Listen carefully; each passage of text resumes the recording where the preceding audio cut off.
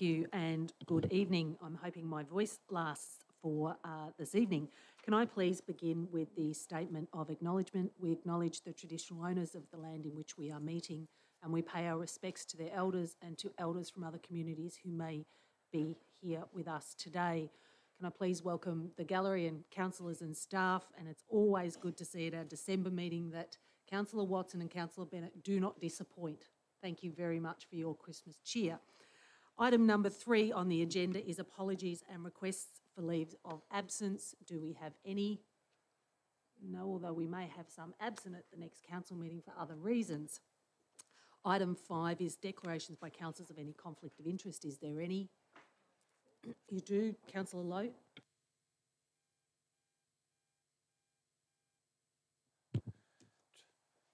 Item 12.1, it's the golf cart access to Wodonga golf course. I've got a direct interest in as a conflict there. Thank you. Thank you, Madam Mayor. Item 8.10, the planning scheme. Thank you, and you'll both remind me and give me a mad wave just before it. Item 6 is confirmation of minutes of the previous meeting. We've actually got 2 recommendations there. The first one is there on page 3. We'll do them separately if we can, please, because they were 2 separate sets of minutes. The recommendation there to receive those ordinary minutes from the 19th of November on page 3. Can I have someone move that, please? Thank you, Councillor Watson. Thank you, Councillor Bennett. Any commentary, Councillor Watson, Councillor Bennett, other councillors? No. Councillors' motion is before us. All those in favour? Thank you. Motion is carried. Item 4. Yes. I beg my pardon. I'm sorry. I did miss item 4. I'm going to go backwards, councillors. We're going to do item 4. Thank you, Madam Mayor. But persons are reminded the council's meeting procedure, like the law, prohibits the use of audio, video or still image recording devices unless prior approval has been given by the chairperson or by council. Thank you. Apologies for that. Item 6 still is the second recommendation there for the minutes from November 26th. They're on page 4. Can I have someone move it? Thank you, Councillor Lowe. Thank you, Councillor Bennett. Did you want to have any commentary? No, councillors. Motion is before us. All those in favour? Thank you. Motion is carried. Item 7 is delegates' report, of which there is nil. Item 8.1 is appointment of acting CEO, and the recommendation is there on page 12. Can I have someone move that, please? Thank you, Councillor Watson. Thank you, Councillor Bennett. Councillor Watson. Madam Mayor, it's with much regret that we lose our CEO, and therefore we need to put in acting replacements while we source a new CEO for this great city. So the motion's there. It's in 2 parts. Officer Leon Schultz, Director of Planning, will take the first part, and the second part will be taken by Officer Deborah Mudra, for the second part of the term. Councillors, any other comments? Can I just say thank you to the officers for stepping up and stepping forward and assisting us fulfilling the roles. We will still have a busy period, even though we are fairly closed over the Christmas period. So thank you, Officer Schultz, for stepping up, particularly in and around the start of those works in High Street. And thank you to Officer Mudra for stepping forward for the other remaining part while we actually go through the process. Councillors, on that note, if there's nobody to speak against it, I'll put the motion. All those in favour? Thank you. Motion is carried. Item 8.2 is review of the instruments of delegation. Councillors, the motion is, or the recommendation is there on page 22. Can I have someone move that recommendation? Is there someone to move the recommendation? Thank you, Councillor Lowe. Thanks, Councillor Bennett. Councillor Lowe. Liz. Madam Mayor, it's been a long process just going through fine-tuning everything, and I must admit our bylaws officer and everyone, Kevin, has done a fantastic job compiling everything and for us to go through it line by line. So it's once again, it's one of those instruments that we have to do to make this great city and this great organisation tick. And so thanks to the staff for putting up a good report for that sense.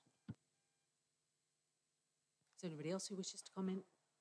Councillor, it is a thing that we'll do several times during the year. This one is all about changing legislation and then it being reflected in this instrument.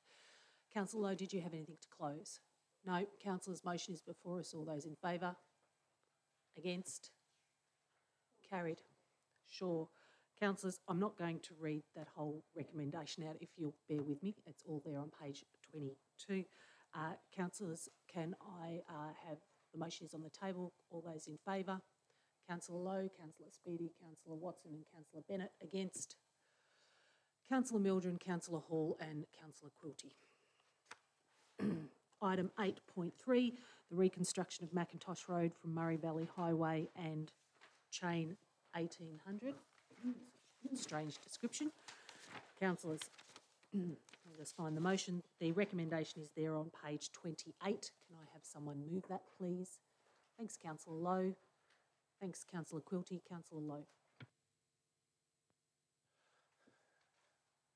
I don't have much to add, actually, Madam Mayor, because I left my agenda and all my notes at home. So I'm going to have to ask everyone to forgive me and you guys to forgive me too. But just from memory, I think it did come in a little under budget too. So, and it is partially funded by a grant. So it's a commitment by both local council and state. Nothing further to add. I'll just note that it turns out Wodonga does have more than one company that makes roads, so that can put to bed any discussion on that topic. Yep, Councillor Hall.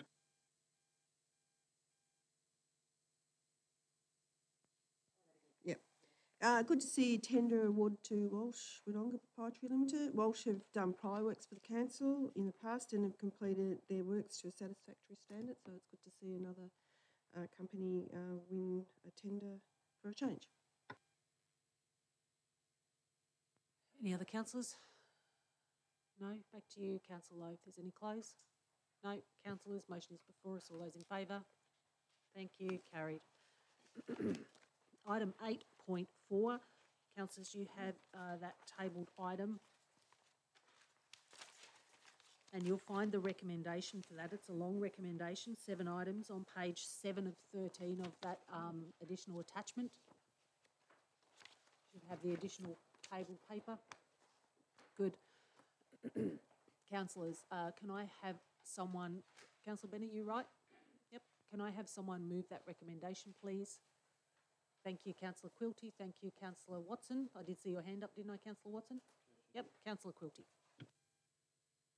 All right. I'm always pleased to see a sale of land at Logic. Ratepayers have a lot of capital tied up there, so it's good to get some of that back on occasion. Good work to staff for getting this going ahead. Every sale is a double benefit to council. We not just get a capital return, but we also start to get rates on the land as well. I would urge my fellow councillors to quarantine the capital returns to use for future investments. That's it. Thanks, Madam Mayor. This is just the start of a process, and tonight's just starting that. And within 28 days, we'll come back to us at another council meeting. But once again, it just shows the strength and the support we have down at Logic, and people want to invest in our infrastructure. Any other councillors? Thank you. Yeah, you're right, Councillor Watson. I echo Councillor Quilty's thoughts as well. It is just process, but it is another sale of land at Logic, and it's probably another feather in the cap to the people before us that had the foresight to proceed with this venture down there.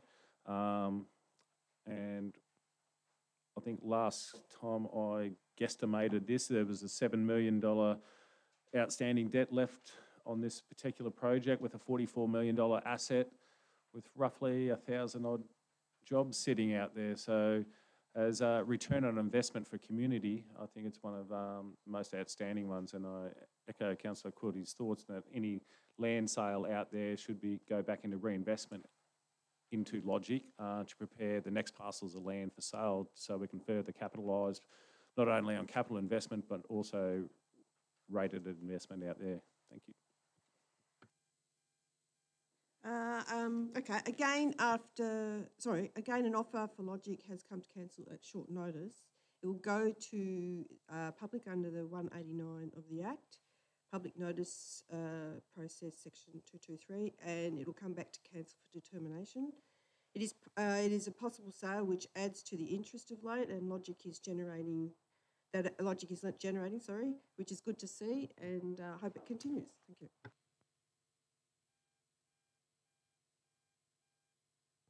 I just wanted to make mention on page 4, it says that this particular group, Formula Forage, actually have been working with Wodonga Council for site selection since July 2017. Thank you, Councillor Bennett.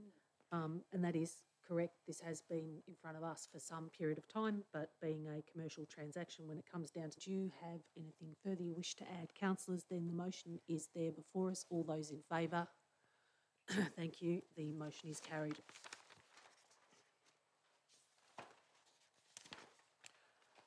Item 8.5 is the Albury-Wodonga Destination Management Plan 2019 to 2023, and this is post the community feedback, so it actually came up to us already and has now come back post that feedback to be put forward for adoption. So, councillors, the motion is there on page 34. Can I have someone move the recommendation, please?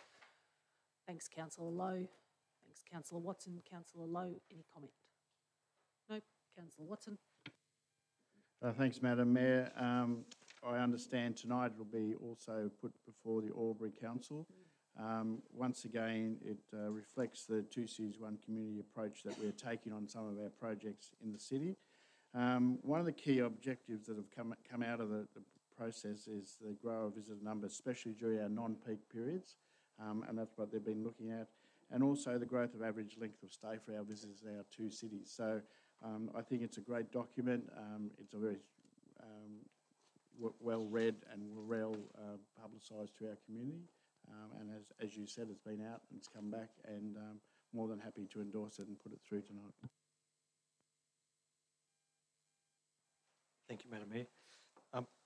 This is an important part of our strategic planning fabric insofar as it's not just a tourism document, and indeed, as people will know, I often question the definitions of what is tourism and who's part of the tourist numbers and so on when I look at these things, but this is much, much bigger than that, and it looks at creating economic activity which leads to employment and business opportunities across the community through managing the people that we seek to attract here. And it's not just as a tourism activity, it's all the other things in my definition that are beyond the tourism aspect. So that's why I think this is an important component of our structure and strategic planning.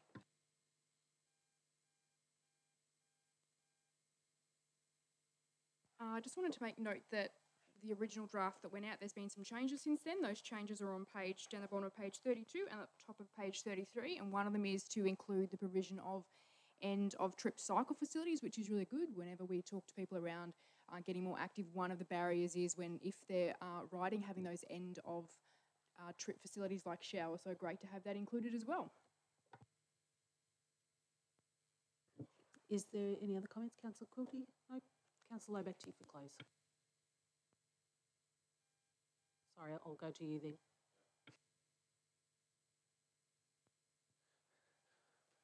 I think there's many good things come out of this plan, and one of it is, again, the collaboration between the two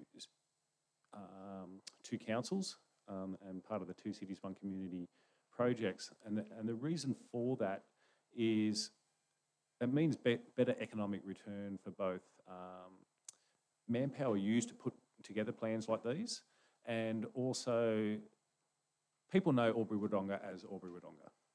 That's what it's known as. Traditionally, we've had a a high percentage of our tourism here being to visit friends and relatives. But the exciting data that was drawn from this is over the last couple of years, the increase of not only interstate tourists, but also international tourists. I was reading a document the other day that said it was up, Albury Wodonga was up 44% in the last 12 months.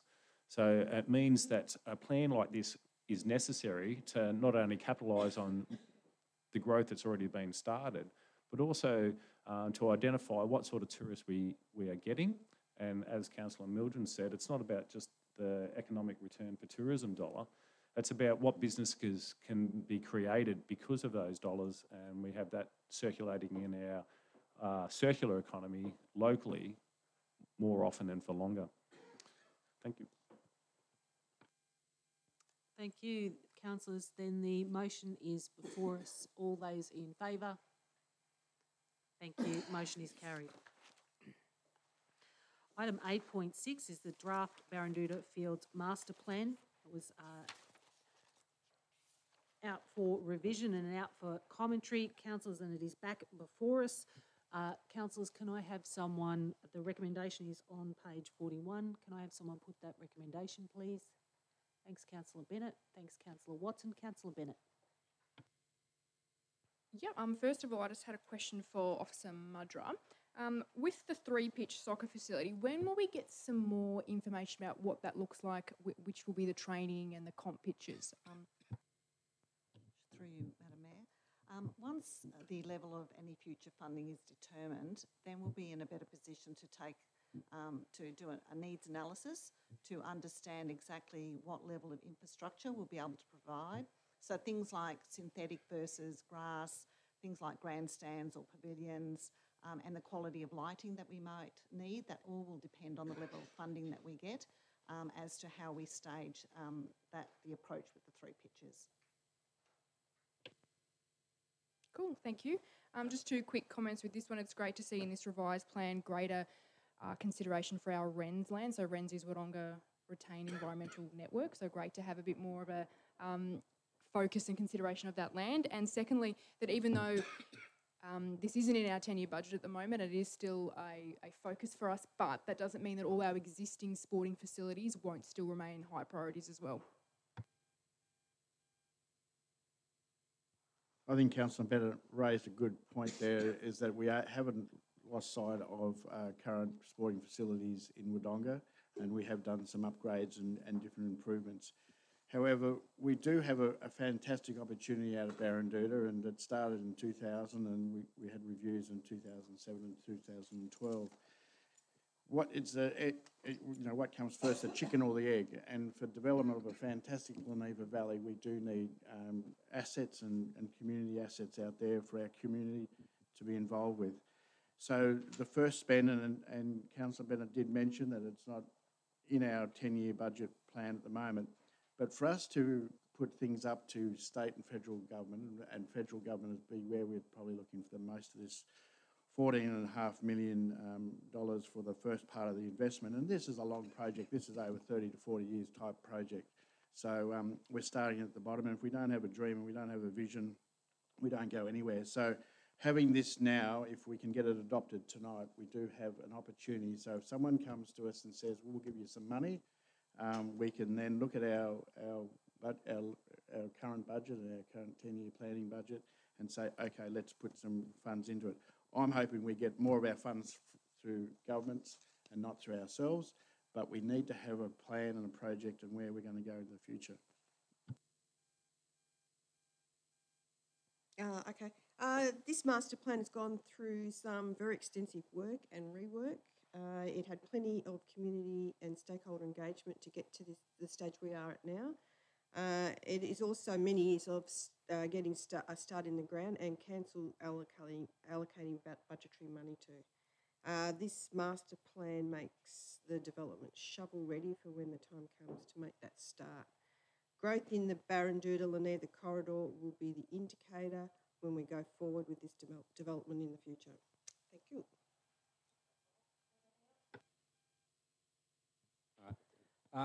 So I'm voting in favour of the plan. It's a solid plan. It's a good design. When the time comes for us to need the Baranduda fields, here it is. I do have misgivings. My concern is with these plans in hand, council will start taking every opportunity to try and get this project underway. And I'm also concerned I won't be around to try and hold it back. In my opinion, we don't need to start on this for another 10 or 15 years.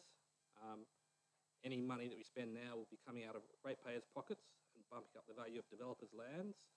There was a great deal of foresight on behalf of council to acquire this land and to plan this project in the past, but I hope they also had the foresight to postpone starting it until it's needed.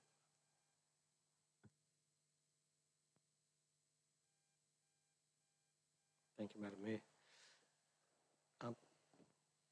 The Baranduda Fields site and the plan and the proposals are an absolutely important component of growth and development into the future. And I think the work that's been done on this plan is pretty good, meets what's required for the long distance future. I too, as Councillor Quilty has said, have an interest in ensuring that we don't focus too much on the one aspect and allow things that relate more in the central area of Wodonga, the older areas of Wodonga, to deteriorate as a consequence of focusing on this. And I think it's important that we reflect and develop the Baranduda Fields master plan incrementally and at the right rate and speed to match the way the development occurs, and that we don't jump out and get in front of ourselves too much, that we do this in an informed and methodical manner. It's a really important component of our future development, but let's do it in the right manner and not do it at the expense of other facilities that might be necessary to be either upgraded or provided for the rest of our city. Thank you, Madam Mayor. Probably echo a lot of my colleagues' words somewhat there. Also, Councillor Watson, what you alluded to, that we haven't forgotten about the clubs in town. Part of the reason for the planning for Baranduda master plans is because of the overuse of our services in town. And we've come somewhat my way of addressing that by reinvesting into hockey, giving a new hockey field and also netball courts and lighting and seating around up there as well. But the reason for looking at Baranduda Fields in the first place was because of their overuses of our ovals. So whilst we've addressed hockey and netball for the now and probably for the next 10 years, we still have an overusage of our football grounds and soccer grounds. I'm not sure if anyone's been down to soccer on a Saturday morning, and we've got thousands of little kids running around parks there trying to share ovals and running out all day. And we've got the Diamonds ground. Auskickers, we've got a little bit of reinvestment there now because that was just a mud pit. But we've got to think of the overall plan. If we want these sports to grow, then we've got to provide the facilities to help them grow with. And as Councillor Watson alluded to, this is a 30-year project. It's not a tomorrow project. And the reason being it's for so long is A, it needs to be staged, but B, it will take so long to do each individual one componently. So even if we turned shovel ready, turned to sod of soil tomorrow, it's still going to be 2 or 3 years in infrastructure before we can even use an oval out there. So that's why we have to plan for these things, and that's why we have to jump on our high horses and start attracting some funding and actively start pursuing some funding out there. So I'm all for this plan. Thank you. Councillor Bennett, sorry. Moved. Thank you. I'll just do a bit of a summary. Thank you, councillors. Good to hear the discussion in and around future planning. And Councillor Lowe, I think you summed it up very well in the length of time that it would actually take to, once you start the process, to actually start delivering.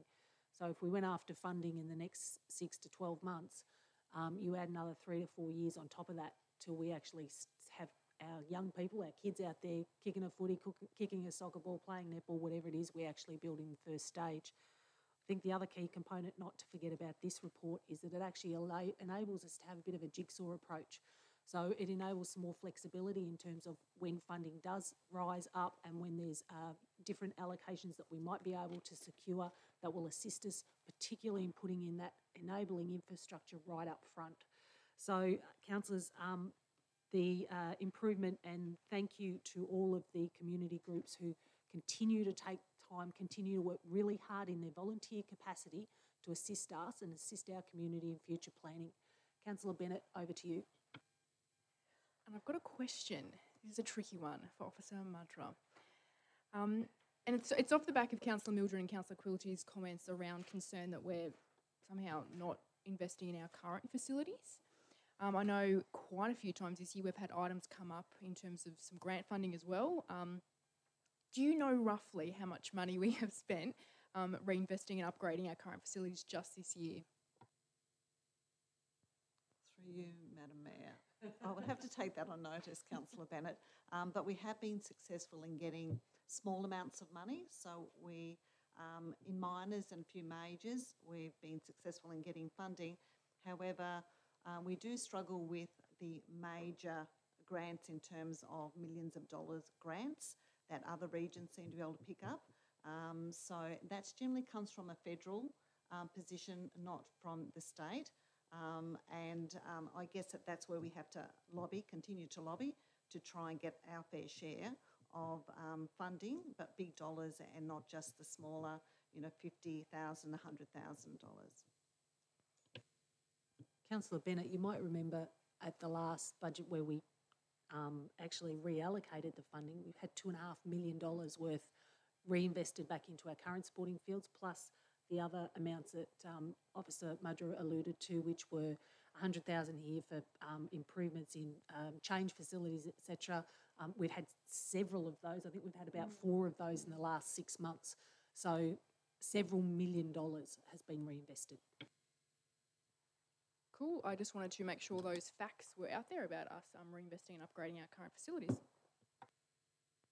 Thank you, councillors. The motion is there before us. All those in favour? Thank you. Motion is carried. Item 8.7, 2018 Gateway Island Master Plan. The recommendation is on page 47. Excuse me, can I have someone move that, please? Thanks, Councillor Lowe. Thanks, Councillor Watson. Councillor Lowe.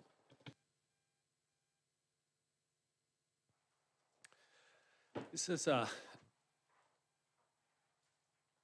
exciting master plan, but it always has me in two thoughts. And the reason being is this is the 4th master plan.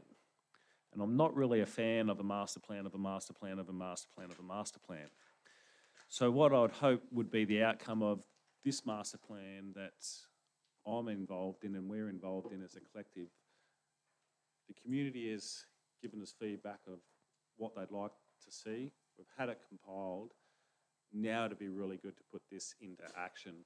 And I do note that we've started some of these actionings on this Gateway Island Master Plan, which is fantastic.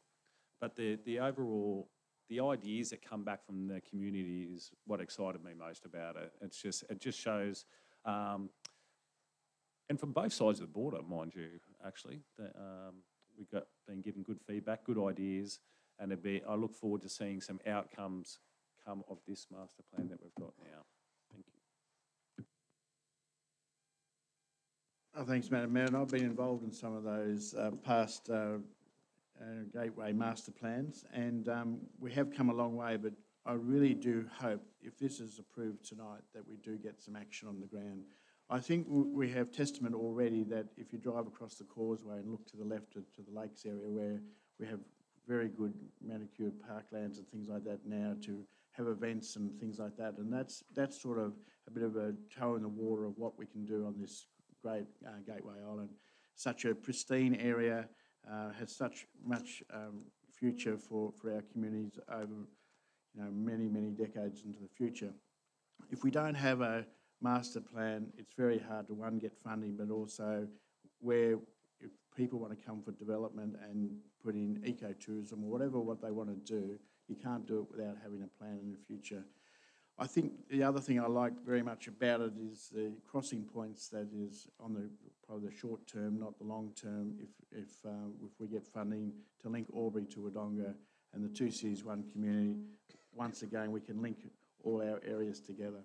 So I just commend the master plan to the community, to investors, to government funding authorities, to bring this to life, because I think we have something really to look forward to.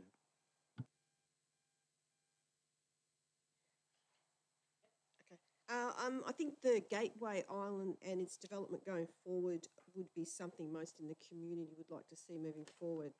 It is an area that has so much potential and has had past ambitions but never really gotten off the ground. This master plan has had extensive consultation and collaborative work done to get to the stage it is at now. Moving forward, we will have challenges.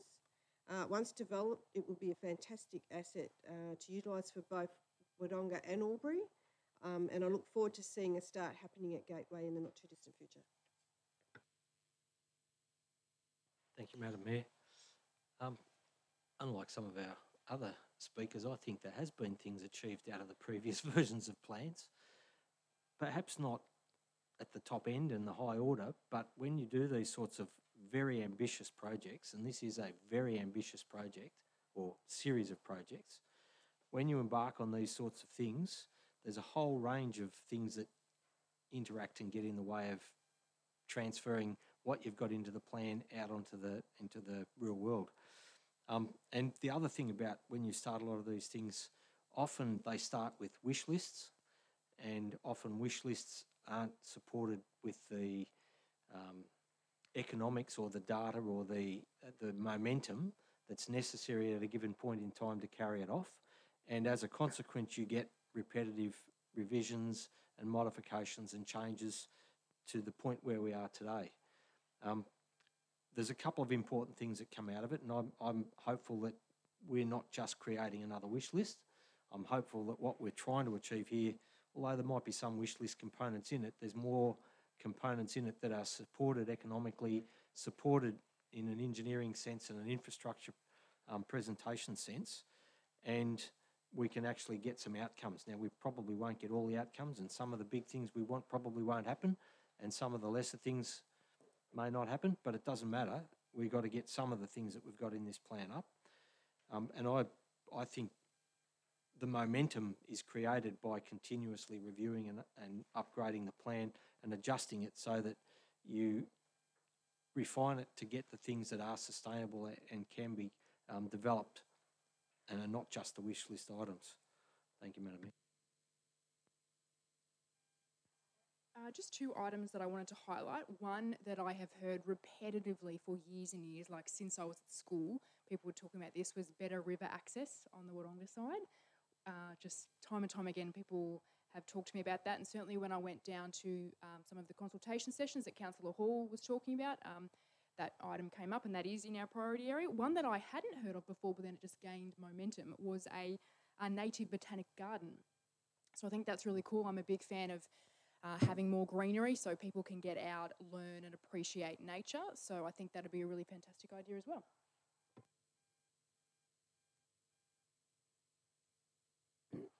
Councillors, if you'll allow me, this is a huge master plan, and yes, we have had some iterations before, but I'm actually in alignment with Councillor Mildren, because some of those master plans actually have been delivered. You know, we've seen concerts there with 20,000 people. That doesn't happen unless you actually make the space work. We've seen, you know, national dragon boat championships held there. So we've actually done a lot of work down there. But what does the saying say? How do you eat an elephant? A bite at a time. So this is a big project and always was. And to see the changes now, I guess, reflected in this new document, particularly from the community. When we did our community plan, councillors, one of the number one priorities was actually to relook at Gateway Island and open up the opportunities there for our community. and not only for our community but for visitors, and therefore an increase in growth in our economy. So I think it is exciting, and yes, there's a mountain of work ahead of us, but some pretty exciting stuff as well, because there's potential for growth in economy, outcomes for community, social outcomes, and overall environmental outcomes. So I think that and the document is certainly very large, but this is an exciting master plan for us to have before us. Councillor Lowe, to you for any close. I echo a lot of the words you're saying, and probably also we're talking about a mountain of work that has been done down there. And I'd like to probably give a shout out to Parklands Albury Wodonga, who's done a bulk of that work down there, building trails around, walking trails around the Murray and Wodonga Creek there, and also nesting boxes and things like that. And also the businesses that have the butter factory, the La Masons, the ones that have really got in there and stuck by the area while it's been trying to build and reinvested not only money but themselves back into the area. So I'd also like to congratulate them and thank them for sticking at it. And hopefully this master plan will then help their businesses as well. Thank you. Good comment, Councillor Lowe. Councillors, the motion is there on the table before us. All those in favour? Thank you. Motion is carried. Excuse me. Okay, item 8.8, the Wodonga Housing Strategy, A Place to Call Home. Consultation, feedback and adoption is the title. Councillors, the recommendation is there on page 57. Can I have someone move? Thank you, Councillor Watson. Thank you, Councillor Bennett. Councillor Watson. Thanks, Madam Mayor. Earlier today, and I think all councillors received an email, and I was nearly at the point of sort of putting this document or this agenda off for item off for another month. However, having the feedback from the staff of council, the one developer who put in a ask to put it off for another month or so, they have been very much involved in consultation over this whole period. So it's the Wodonga Housing Strategy, A Place to Call Home, and consultation, feedback and adoption. And therefore, in saying that, I'd like this to go forward tonight. And I did ask the question of some of the officers this afternoon, and you know, it's us as council can ask for any time to have this reviewed or updated. And I don't think we want to do it on a yearly basis because there is a power of work that goes into it. But you know, maybe 6 months before a change of councillors election, or on a 3 or 4 year rotation. But I think we've had the consultation. We know, I'm sure, we definitely have had the consultation, the feedback, and now we have something that the planners, the strategic planning group, and everything's put forward to take the city forward. Yes, we might have missed the odd point here or there, but as a whole, I think we've captured it, and it is captured in the document. So for anyone who does have any issue with it, they can look at the document and get the feedback. So thinking that I might want to put it off for a month or so, I definitely want to put it forward tonight. Can I reserve my right to speak at the end? Anybody would like to speak to this document? Councillor Hall. I did not support this when it came to council last time to go out for public exhibition, and I still don't, coming back to council for adoption. I made numerous comments on why I didn't support it before, and basically my views are the same now. Nothing has changed as far as I'm concerned. I won't be supporting this recommendation tonight. Thank you, Madam Mayor. My views on this are quite widely known. I consider this document to be contradictory and ambiguous in the very least. The principles and things that it espouses, that it seeks to do, are absolutely the right things to be looking at. But in my opinion, the content of this report does the opposite to what its principles are established that it does. And I don't think there's much that's different in that regard that's from the document that was exhibited to the document that we're proposing tonight. So from that point of view, I haven't changed my opinion and I'll be voting against it. Thank you, Madam Mayor. Just a question for Councillor Mildren more than anything. Besides that you didn't like it, what constructive feedback did you give during the consultation process, and did you sit in on any of the consultations to provide any feedback for this particular strategy, since due to your skills and your background as well?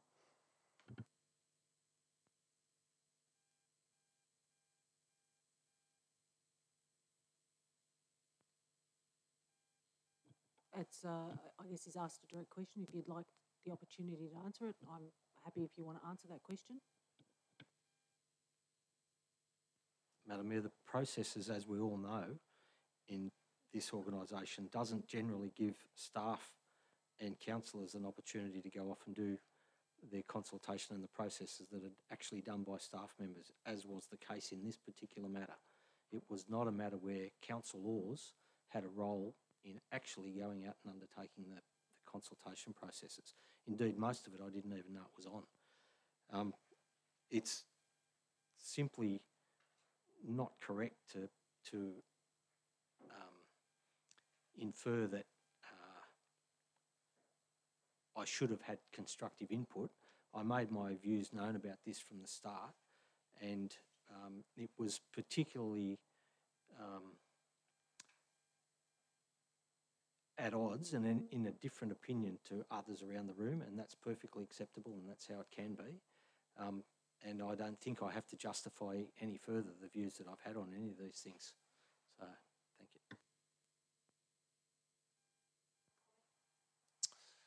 No, question was answered. Thank you, Councillor Mildren. No further comment.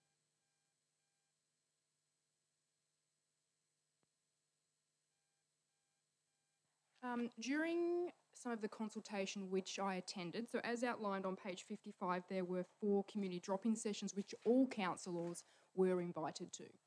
So I went along to them. One of the key things that I heard, then yes, there were some really differing views, but one of them, and that's a point in here, is that there is identified gaps in the market in terms of provision of aged care beds and smaller dwelling sizes, and I think that this strategy does go away into dealing with that. On page 54 and 55, there is all the different community engagement that has been going on since 2016. So lots of different opportunities, and again, councillors were specifically invited. I think it was put in all in our calendars, those 4 community drop-in sessions.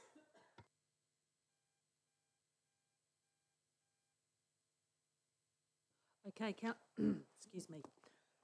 Excuse me. Councillors, the motion is therefore before us. All those in favour? Against? Motion is carried. Councillors, the motion before us is that the Wodonga Housing Strategy be adopted with the changes in response to the public exhibition feedback. All those in favour? Councillor Lowe, Councillor Speedy, Councillor Watson and Councillor Bennett. Against? Councillor Mildren, Councillor Hall and Councillor Quilty. Thank you. Item 8.9 is the Wodonga Planning Scheme Review 2018. Councillors, the recommendation is there on page 61. Councillors, do I have somebody to move that as a motion? Thank you, Councillor Lowe. Lucky you do those weights and you can put your hand up. Good on you, Councillor Bennett. Thank you, Councillor Lowe. Moving a motion is continuing to be like a sport, isn't it? Actually, I've got no comment to add to this matter.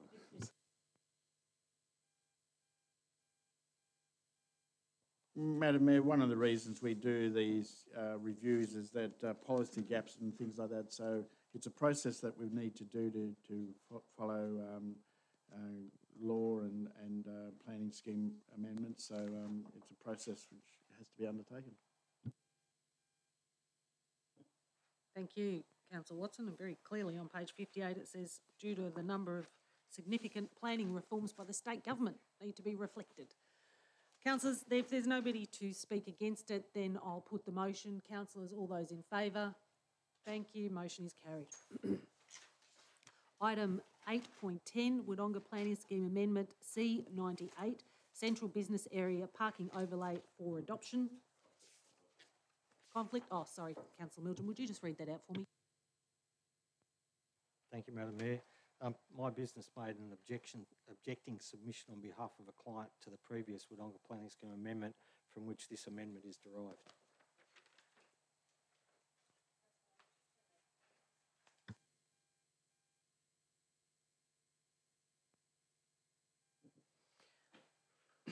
Thank you. Councillors, the recommendation is there on page 67. Can I have someone make a motion? Thank you, Councillor Lowe. Quilty.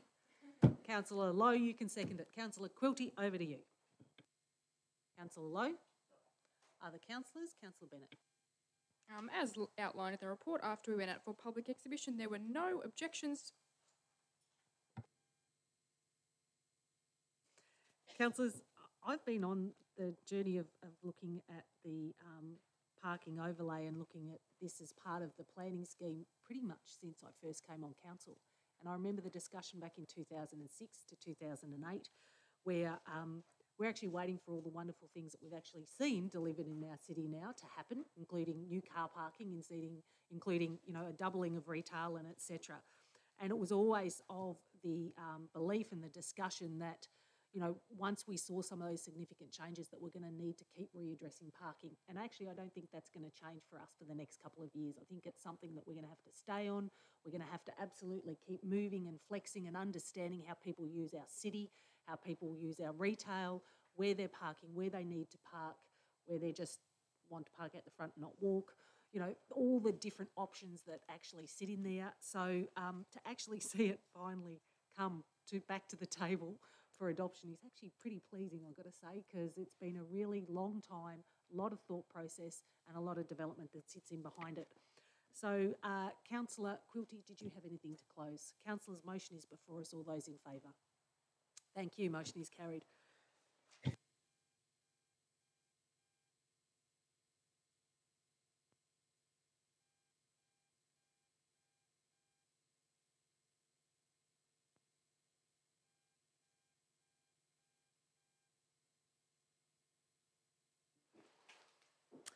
Okay, councillors, item 9.1 is Two Cities, One Community Action Plan Progress Report. Noted that this is also before Albury City tonight. The documents, the associated documents are in our very large attachment folder. The recommendation is there on page 70. Can I have someone move it? Thank you, Councillor Watson. Second, Councillor Hall. Thank you. Councillor Watson. Madam Mayor, when the Two Cities, One Community was formed and came together, we said that we would report back to community and be open and transparent in what we're doing. And this is a report that is just doing that. And that I think it's very positive that some of the things that we've got in the pipeline or going forward is there. So it's just a report that we made a commitment to our joint communities that we'll report back and let them know what's happening in a transparent way. Just a quick comment. The two councils are working well together as far as I can see, and hopefully we can come forward with some good decisions made and some funding from the federals going to the federal election next year.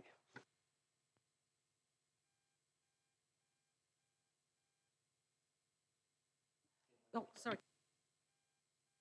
I just wanted to make a comment, but if Councillor Lowe or Councillor Watson, as the reps on the Two Cities, One Community, have a comment about my comment, I would welcome that. So I met with Restart Albury Wodonga last week. So we gave them a small community grant earlier this year. So they do work, they get referred by our local agencies for people who are suddenly experience homelessness for reasons, maybe domestic family violence. And they were talking about some cross-border anomalies that they're experiencing and how difficult that is for people who are in a really incredible high need and how those border anomalies are getting in the way. So with this action plan, I know we've got something around investigating border anomalies and sending them to our cross-border commissioners. So maybe those concerns could be included somehow. I can't answer that, but I would say there was 247 anomalies. I would now say there's 248 that have been identified, is what I can say there. But being somewhat familiar with Restart as well, and knowing that they have drop-off points on both sides of the border, and originally started to help foster girls coming out of care and trying to help them into life out of foster, and Restart was about giving them packages to help them when they were entering homes. So somewhat familiar with the organisation. But it's probably another highlight reason why we do need to keep continuing with Two Cities, One Community, and working together as that community, because we have these challenges on both sides of the border, and it shouldn't be bound by a river in the middle. So they should be able to equally access both services either side of the river, wherever they are.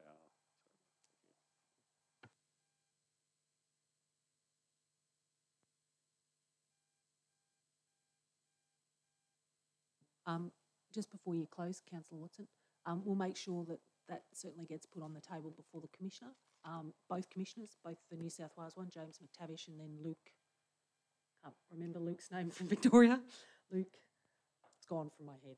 Clearly I need a holiday. Yeah, his name's Luke, the Commissioner for Victoria. And we can make sure that certainly gets picked up, because particularly for our most vulnerable, that's where we need immediately to get stuck in and get the work done. Can I also just say thank you to Councillor Lowe and Councillor Watson, but also across the river, our counterparts, Councillor Mayor Mack and Councillor Vanderven and Councillor King, because you guys step up each month and it's been a couple of hours working through the actions, working through, what's going on and etc. So thank you very much for your time and commitment over the last 12 months. Councillor Watson, over to you for close. Madam Mayor, I did overlook one really important thing, and that's the visual things that have come out of this Two Cities, One Community, and that is when you get off the plane now, you see you're welcome to Albury, Wodonga, and I think that's a great change and a great improvement. But we have our entrance signs now, welcome Albury, Wodonga, and our new logo and things like that, and I think that's a great positive thing, that we are recognised as a great destination point. So I think that initiative to start branding is to tell the community what we're on about. Councillors, the motion therefore is on the table. All those in favour? Thank you. Motion is carried. Item 10.1 is the finance report for November. It is for information only. Was there any comments or questions of staff that any councillor wanted to have? Councillor Quilty? Okay. I was hoping to have a lot of things to say tonight on this one, but I didn't really come up with a lot. I'll draw your attention to the over budget of rates revenue, which is on, if you look at the variances, on page, first point one on page 76.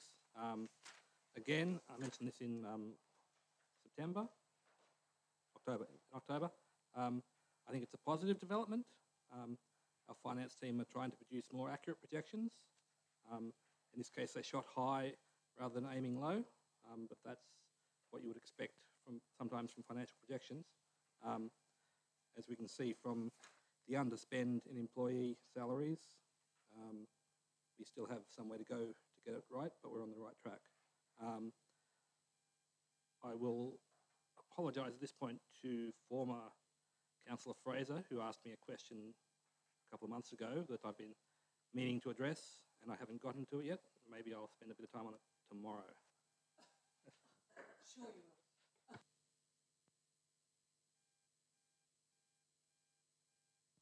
Councillors, I was for information only, so I'm going to move us through to item 10.2 is the planning report for November. Again, it's for information only. Is there any questions or any comments? Nope. Item 10.3 is the competitive services report for November. Again, for information only. Is there any questions or comments? No, just yes? Yes, Councillor Bennett. Yes, I just wanted to highlight the fairy light supply and permanent install. So in Woodland Grove, you'll see one of the big trees there is all lit up with fairy lights and looks absolutely amazing. every night when I drive past there are people taking selfies with the tree. So I think that is testament that we've done something well when people want to take selfies in front of it. Am I going to have to rename one of my councillors from Santa to Santa's helper? Councillors, it's for information only. So 10.4 is Assemblies of Councillors, again for information only. No comment. 10.5 is Decisions Register. That is again for information only. Is there any comments? No. 11.1 is the rescission motion, the use of council land for a circus with exotic animals. Councillors, page 98, you will see that rescission motion. Do I have someone move that? Thank you, Councillor Bennett. Seconder. Thanks, Councillor Lowe. Councillor Bennett. This rescission motion isn't something I'm thrilled about, but it seems like it is the only way to get some clarity on some definitions, and I'm supporting this purely to get clarity on the definitions. The intent of this has always just been about exotic animals. The common understanding amongst people in the community is that exotic animals does not refer to livestock such as horses, cows and sheepdogs. That is just common sense. The definition of a non-domesticated exotic circus animal, as described by the RSPCA, is a non-companioned wild species of animals that is non-native to Australia and has either been taken from its natural habitat or bred in captivity. This includes big cats, elephants, bears and primates. A domesticated animal is considered an animal which has been tamed for many generations by man so as to live, breed, depend on and thrive in human care, such as dogs, cats, pigs, cattle, goats, horses, sheep, rabbits, mice, rats, deer and camels. That is just common sense. As I brought to the Council's attention at our ordinary meeting in November, there was a lack of clarity across various areas of this report. It was absolutely ridiculous that it came to the stage of me having to go on Melbourne Talkback Radio to reassure sections of the community that the Council fully supports the Wodonga Gold Cup. And if proper process had been followed, it wouldn't have come to this. It was such a waste of time on some councillors' time, on council officers, and really unnecessary angst for the Turf Club. It's also interesting to note that in the 40 plus councils where this policy is in place, that no one on their council has had to go back and do this clarifying work, because those councillors had the understanding that an exotic animal doesn't include horses. Again, just common sense. But for some reason, we are here. So I just wanted to remind councillors that I think we always need to work together as a team for the betterment of Wodonga community.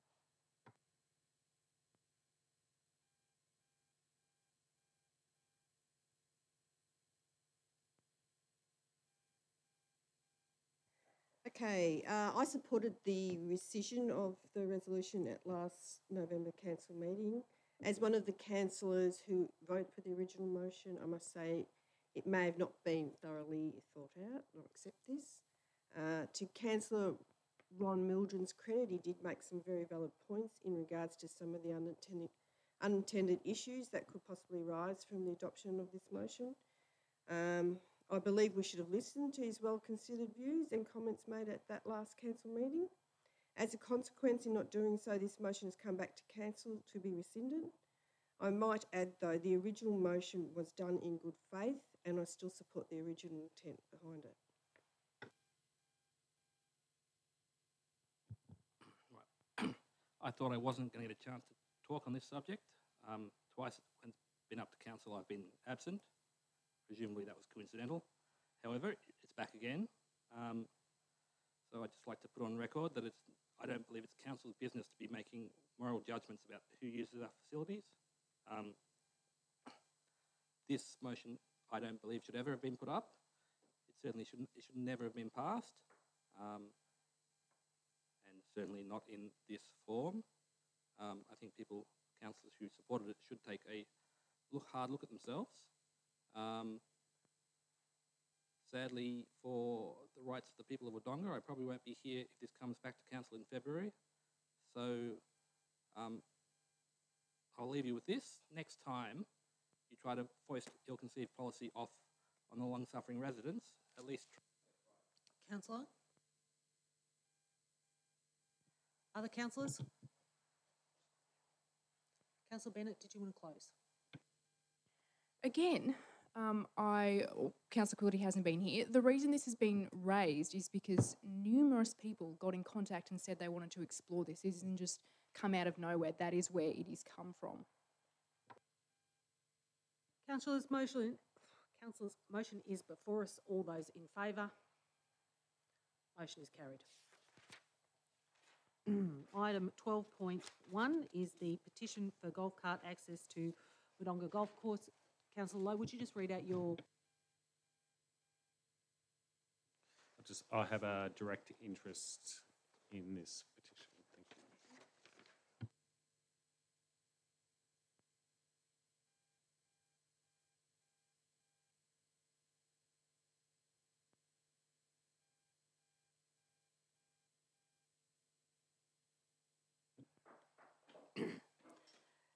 Councillors, the motion or the recommendation is there on page 105. Can I have someone move that and or an alternative? You want to move it? Done. Can I have someone second? Thanks, Councillor Watson. Councillor Hall, to you. We were asked to look at the down court access in a petition tabled at last month's meeting. The policing of golf buggies being driven to golf course via local streets to the golf course access points. If it is illegal, I believe it's a policing matter. The council road around the boundary of the golf course and in between private properties is council's responsibility. And I believe the use of the golf buggies is not an issue here, therefore I do not support the motion put up tonight.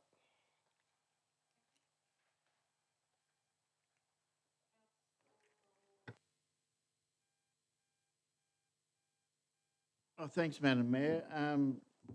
A petition has come before us after a lot of consultation with the officers and looking at this petition.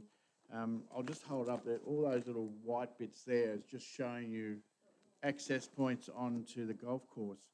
So I think the recommendation is a good one, that we need to further investigate all these areas, because if we make a precedent on one area, we could open what they call Pandora's box for the rest of the golf course and things like that. So we need better consultation with the owners of the golf course and things like that.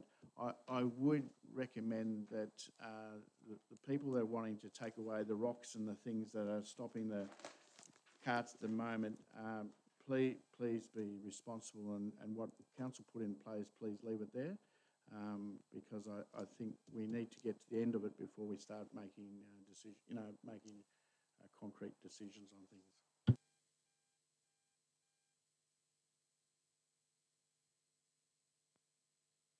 Thank you, Madam Mayor. To the extent that this is to look at this whole thing in a whole lot more detail, I support it. Now, as to the outcomes that happen later on, I probably haven't formed an opinion on that, and I don't think it's necessary to form an opinion on that right at this minute. There's a whole range of questions that don't have answers at the minute, not least of which is the status of the alleged footway, which runs around or is believed to run around the perimeter of the golf course along the back fences of many of the properties that abut the golf course. And the status of that is reasonably important insofar as we need to be able to legally understand what access, legal access rights might prevail. For example, contrary to some of the documentation that we might have received, the down court area is not an easement, it's actually a road reserve. So being a road reserve, it's allowed to have public access. Now, as Councillor Hall said, it's not a council's role to police whether or not people drive golf carts on the road. We've had advice from the police to say that that's probably not legal, but that's not our issue. It's not our role to enforce that. So it's a public road and we have obligations with things that we have to do with the public road.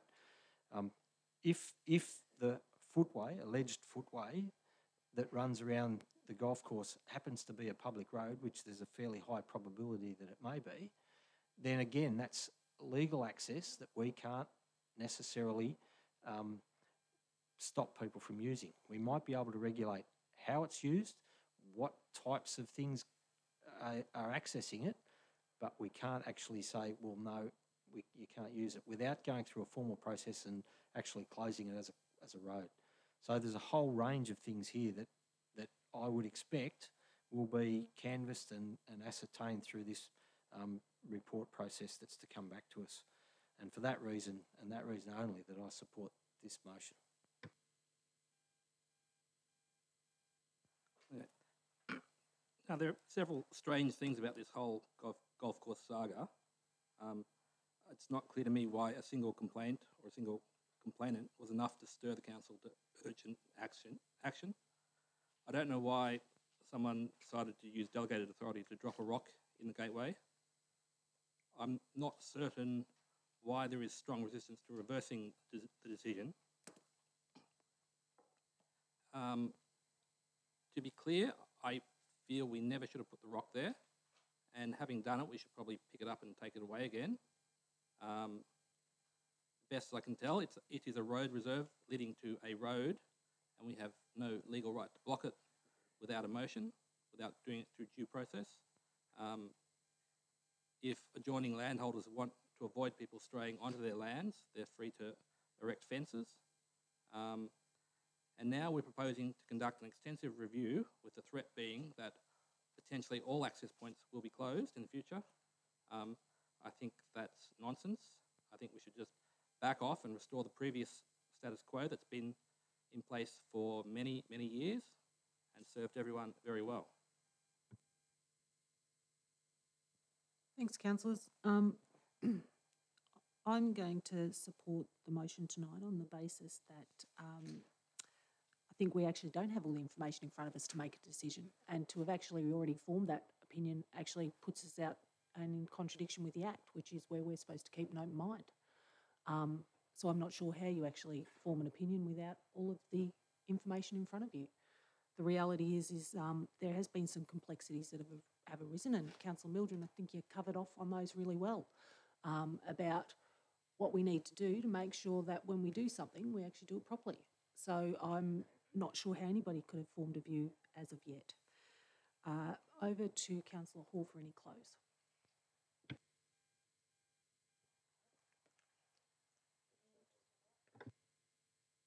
Councillors, then the motion is there before us. All those in favour? Against? Motion's carried. Councillors, would you like me to read the full thing to you? Are you happy for that to stand? Councillors, all those in favour? Councillor Mildren, Councillor Speedy, Councillor Watson, Councillor Bennett, against, Councillor Hall and Councillor Quilty. Thank you. Would you please get Councillor Lowe back in?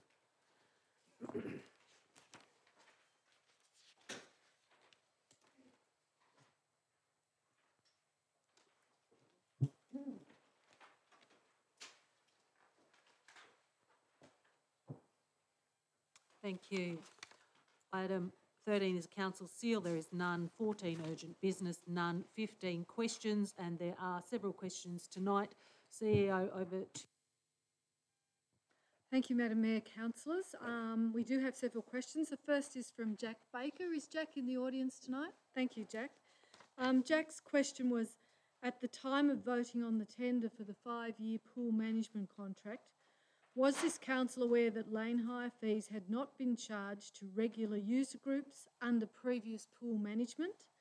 And B, was it also aware at the time of awarding the new contract that Aligned Leisure was under the impression, as it has stated on record, that lane hire fees had always been enforced, when in actual fact they had not?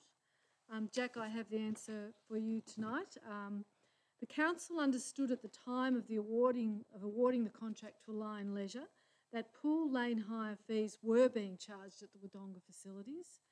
A schedule of fees and charges were part of the tender documents. The council has a role in ensuring the community's interests and maintaining the use of community facilities for the benefit of all users. It remains the council's position that any user group that requires exclusive use of part or all of any community facility enter into an agreement with financial terms that grants them that dedicated space. The second question tonight is from John House. Is John in the audience tonight? Thank you, John. John's question is, the management of the public pools in Albury and Wodonga was awarded to Aligned Leisure as a joint decision under the Two Cities, One Community banner. At their last meeting, Albury Council agreed to enter discussions with Aligned Leisure regarding the removal of lane hire fees for regular pool user groups. In the interest of consistency across all the public pools on the border, will the Wodonga Council also commit to following Albury Council's lead on the issue? John, while the management of the public pools in Albury-Wodonga was awarded as a joint tender, the two cities each hold their own contract with Aligned Leisure. Under the Wodonga Council contract, any variations to fees and charges needs to be presented to Council through the contract manager, who is the council officer with the delegated authority. The third question tonight's from Stuart, and Stuart's in the audience. Stuart's question is, did Wodonga Council know and did Wodonga City Councillors realise when they awarded the contract to Aligned Leisure that fees and charges which had not been previously levied on the main user groups of the pools, in brackets swimming and water polo clubs, were to be implemented?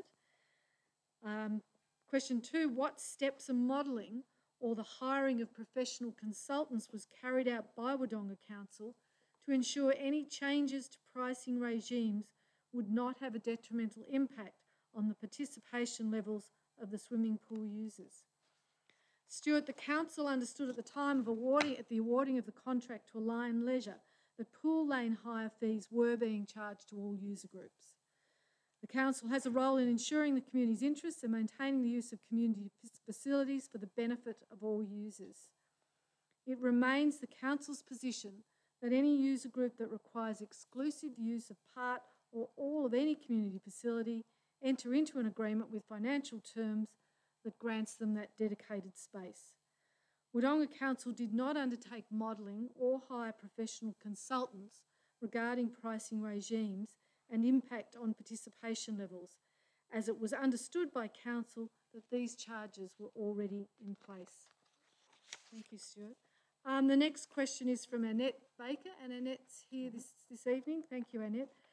The questions being, what procedures are being carried out by Wodonga Council to monitor the performance of the contractor, Aligned Leisure, and what time frame is in place for Aligned Leisure to commence their comprehensive suite of innovative initiatives which will provide unique programming solutions as per their tender submission? Annette has set out in the contract the Council conducts regular management meetings with Aligned Leisure to review operations and receives regular reports on set key performance indicators, business and marketing plan outcomes, and incident and maintenance reporting. Aligned Leisure have presented to Council regarding a suite of community programs and initiatives they will undertake in Albury-Wodonga over the 5 years of the contract. These programs include leadership education, health initiatives in schools, and the supported access program. The programs were at the instigation of Aligned Leisure. Some of the programs are already underway, with further programs to kick off in the new year. The rollout is not part of the contract or facility management. Thank you. Annette, the final question, no, we've got one more, is from John Clifford. John, thank you, John. John's questions are, given the issues raised to the Albury City Council, has the Council satisfied themselves as to the contractor of the pool facilities, that being Aligned Leisure, compliance with Royal Lifesaving Guidelines when establishing lifesaver numbers?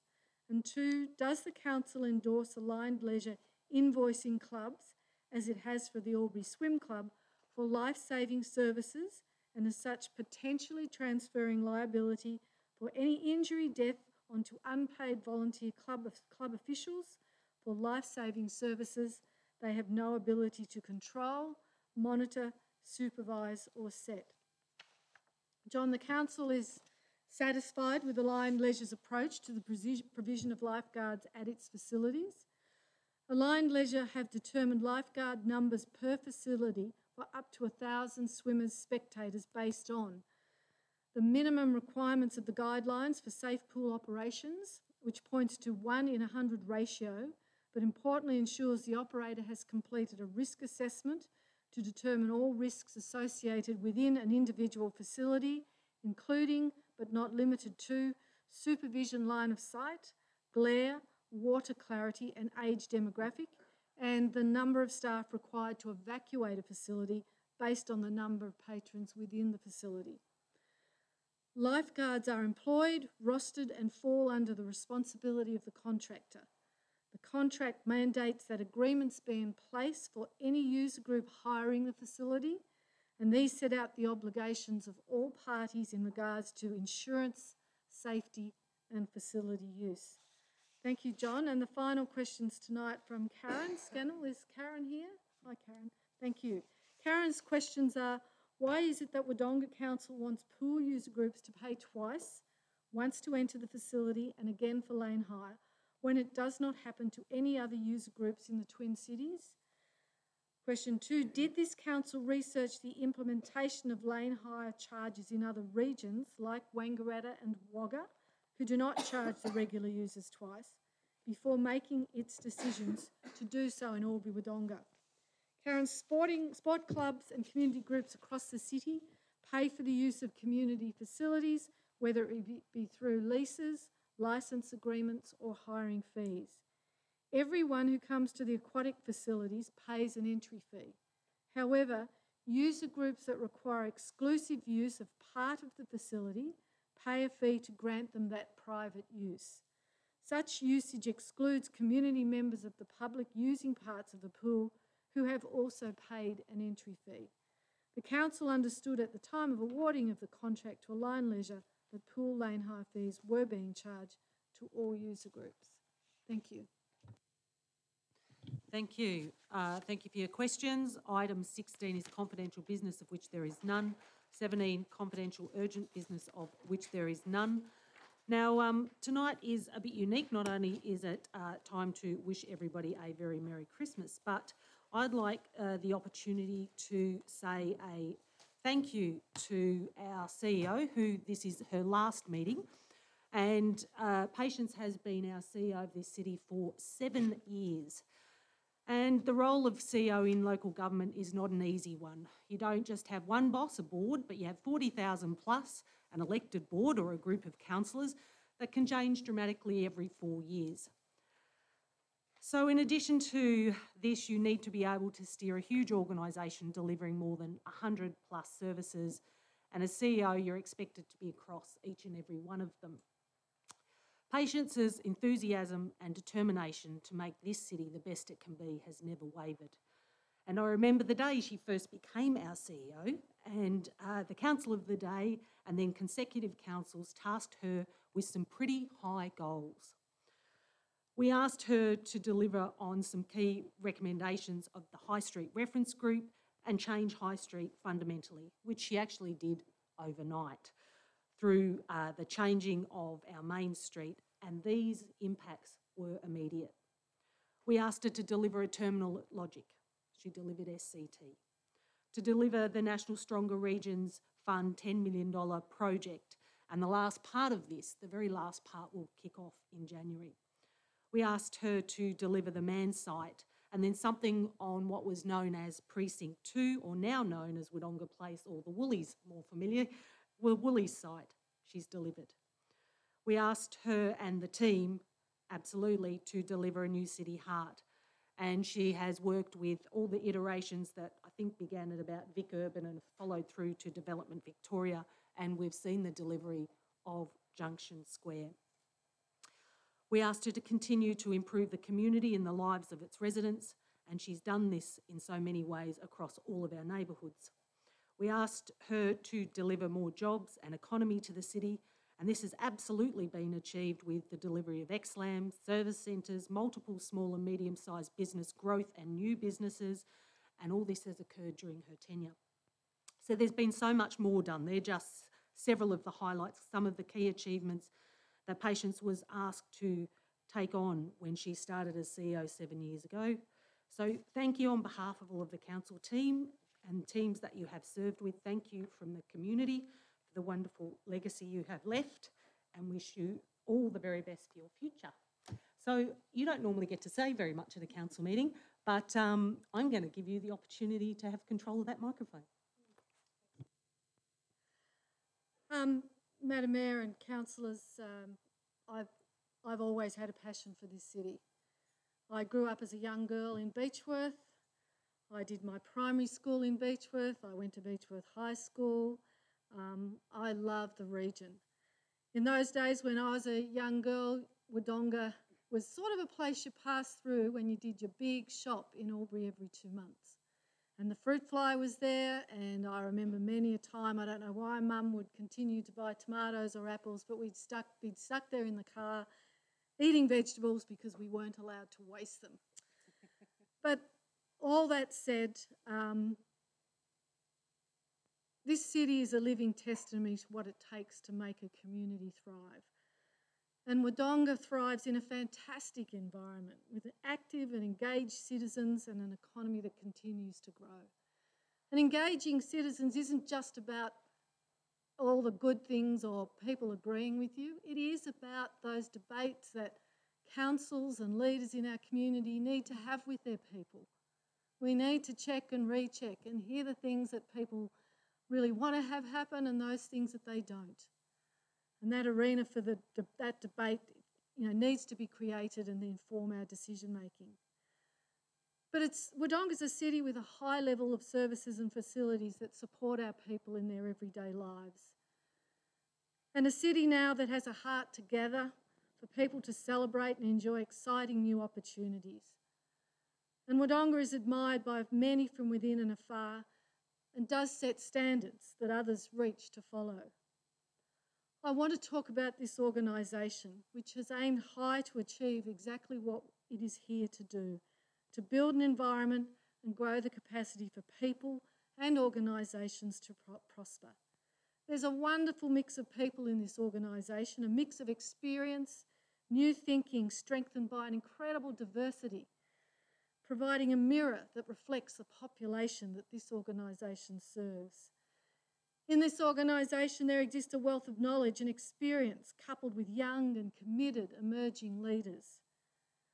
And having added another layer to this city, it really has been a great privilege to grow a town in the country and to build on the achievement of others. I live just 2 blocks out of our central business area, and my neighbours and my little community have been some of my best supports. There's been many an evening where my veranda has had a group of people, and yep, there's always been muffins or they've brought something to eat and you have a cup of tea, and it is conversations about everything that's happening, good and bad. But my neighbours got to know who I really am, and that's not a privilege that I think a lot of people in cities that get to know of their CEO.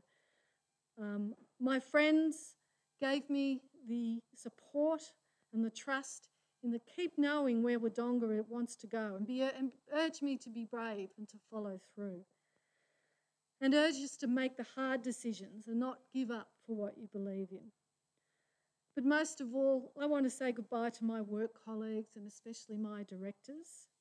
Wodonga is so fortunate to have you all, and I've been surrounded at work and with councils that have certainly supported me, watched our backs, given me a hard time, but always, always had in their minds what's best for this city. So with that, I thank you, and I wish the new CEO the best, because there's never been a better time for a new CEO in this community. Thank you.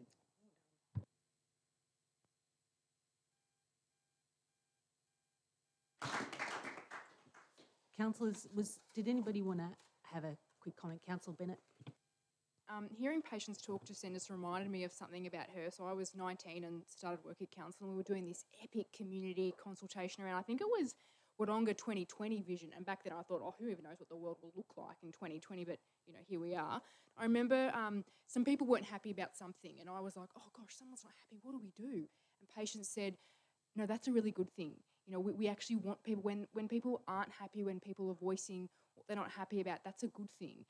When no one's saying anything, it's because they don't care. When someone's upset about something and they're voicing their concerns, that's because they care, and that's what we want. So that's something that's always just stuck with me about Patience's approach.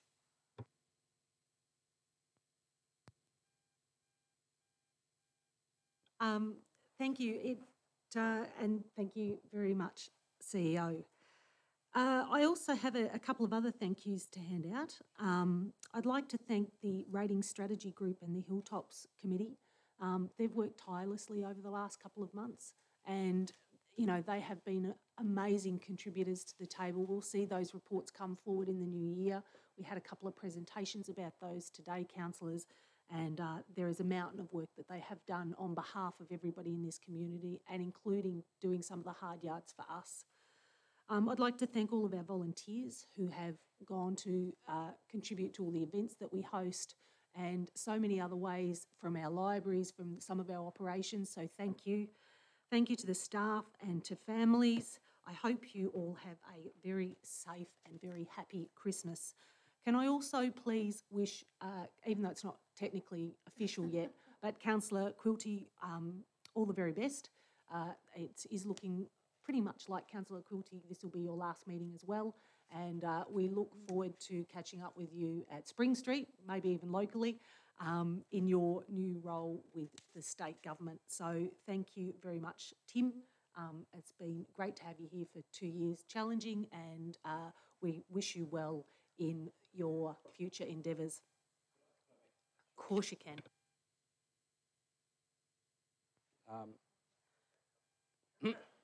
So, as many of you are aware, this is probably my last meeting. We'll find out tomorrow for sure at about 12:40 p.m. Although it's the VEC doing it, so they might be delayed. It's been a long process. Anyway, I'd like to say it has been a privilege to be a councillor. I have done my best in these last 2 years to deliver what I promised when I ran for election. I do regret that I'll probably be leaving the job I set out to do, far from complete. Being a councillor has often been frustrating. Very few things have gone the way I would have liked them to, or preferred them to. And many of my achievements have been more along the lines of perhaps restraining some of the greater excesses. But I also have had wins. Now, my colleagues, I am, believe it or not, I'm going to miss all of you. Some of you I'll miss more than others. And just as I'm sure that some of you will be happy to see the back of me, I'm not a big one with praise. You might have noticed that in the last 2 years. And that goes back to my upbringing. In my family, you knew you'd done the job if you didn't get a bucketing at the end of it. I'm not going to heap praise on everyone here, but all I'm going to say is you have done the job, you are doing the job.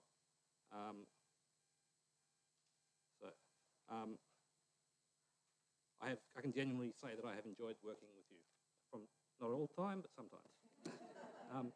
I wish you all the best. I won't be going far away. Potentially there will be an office on High Street. You can expect me to keep a close eye on the council and what's going on in Wodonga. Parliamentary terms are 4 years, so maybe I'll be back running for council in 2024. And of course, if I don't win tomorrow, you can just forget I made this speech and it's business as usual. Thank you, Councillor Quilty. And I'll take that as great praise, given that we didn't get a bucket heaped on us. So that just leaves me to close the meeting and to officially invite you all back here for the new year, for January 21st, 2019. And genuinely pleased to you and your families. Have safe and happy Christmases. Please, councillors, make sure you get some rest. We've got another big couple of years ahead of us. Thank you for all the work that you have done this year. And we have much more to come, but it is exciting times. And again, thank you, Tim, and also thank you, Patience. That just leaves us to retire next door and have some light refreshments. So